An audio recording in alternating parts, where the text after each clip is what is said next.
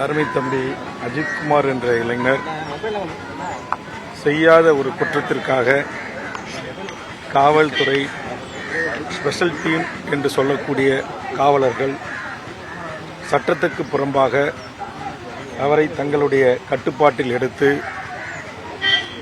காவல் நிலையத்திற்கு அழைத்துச் செல்லாமல் தனிப்பட்ட இடங்களுக்கு அழைத்துச் சென்று அவரை மனிதநேயமற்ற முறையில் காட்டுமிராண்டித்தனமாக மிக மோசமாக தாக்குதல் நடத்தி அந்த தாக்குதலுக்கு உள்ளான அஜித்குமார் அவர்கள் அகால மரணமடைந்திருக்கிறார்.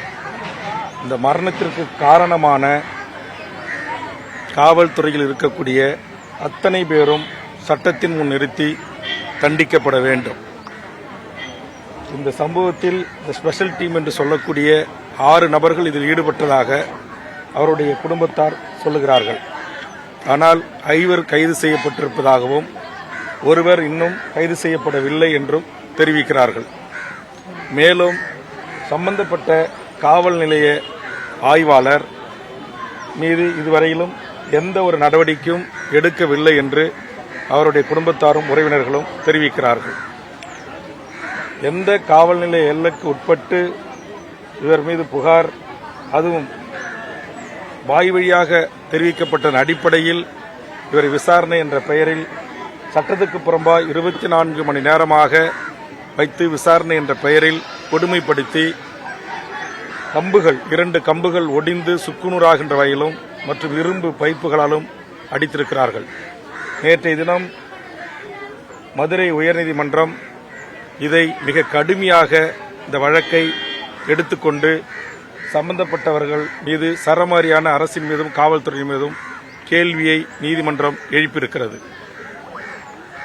பொதுவாக தமிழ்நாட்டில் இதுபோன்ற காவல் நிலைய மரணங்கள், கஸ்டோடியல் டெத், பாலியல் ரீதியாக பெண்கள் விசாரணைக்கு அழைக்கப்பட்டு கற்பழிக்கப்படுவது போன்ற நிகழ்வுகளை தமிழக வாழ்வுரிமை கட்சி மதுரையில் இருக்கிற மனித உரிமை கண்காணிப்பாளர் ஹென்றி டிபன் அவர்களோடு சேர்ந்து தமிழ்நாட்டின் பல்வேறு வழக்குகளை நாங்கள் எடுத்து நடத்தியிருக்கிறோம்.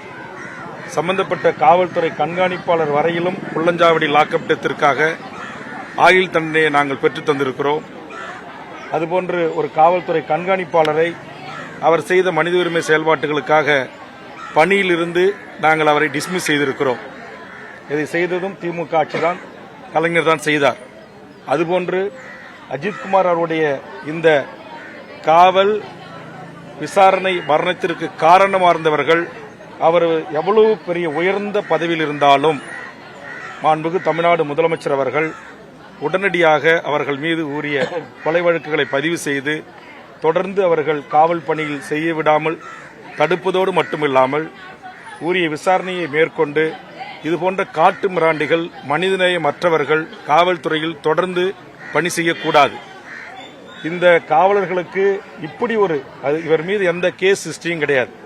எந்த கொலை வழக்கு, வழிபறி, திருட்டு, ராபரி, பாலியல் வழக்கு எதுவும் இல்லாத ஒரு முதல் முறை குற்றம் சாட்டப்பட்டவர் தான், குற்றவாளி அல்ல. அவரை விசாரிப்பதற்கென்று முறைமைகளை எல்லாம் இன்றைக்கு தூக்கி காலில் போட்டு மிதித்து இவ்வளவு மனிதநேயமற்ற முறையில் வாயில மிளகாத்தூள், அவருடைய பிறப்பு உறுப்புகளிலே மிளகாத்தூள் போன்று மிக மோசமான ஒரு நடவடிக்கையை செய்திருக்கிறார்கள்.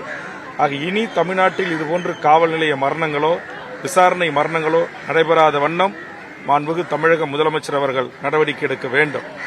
இப்போது 5 கைது செய்திருப்பதை நாங்கள் வரவேற்கிறோம். இதை சிபிஐக்கு விசாரணைக்கு உத்தரவிட்டிருப்பதை நாங்கள் வரவேற்கிறோம்.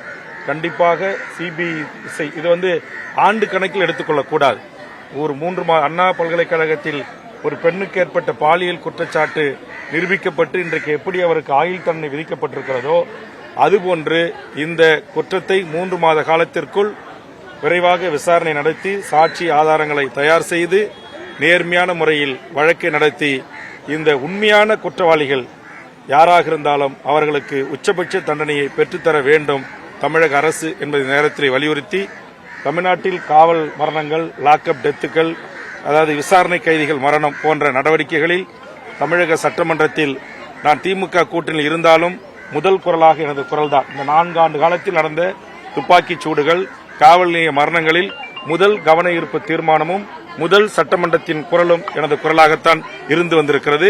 அதே போன்று தம்பி அஜித்குமார் அவருக்கும், அவரை இழந்து வாடும் அவருடைய தாய்க்கும் தம்பிக்கும் ஒரு சென்ட் நிலம் இல்லை, சொந்த வீடு இல்லை, 2 பிள்ளை செல்வங்களுடைய உழைப்பில் தான் அந்த குடும்பம் நிம்மதியாக மானத்தோடு தன்மானத்தோடு சுயமரியாதையோடு வாழ்ந்து வந்திருக்கிறது.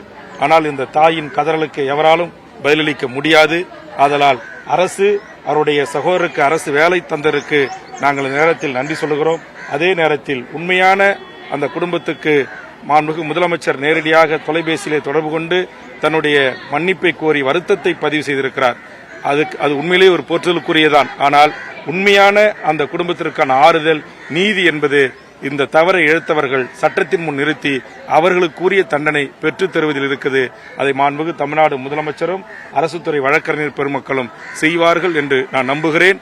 கண்டிப்பாக இதற்கு நீதி கேட்டு உரிய விடயங்களை எதிர்வரும் சட்டமன்ற மழைக்கால கூட்டத்தொடரில் தமிழக வாழ்வுரிமை கட்சியின் சார்பாக மாண்புமிகு முதலமைச்சர், காவல்துறை உயரதிகாரிகள் கவனத்தை ஈர்க்கின்ற வகையில் எங்களது குரல் ஒலிக்கும்.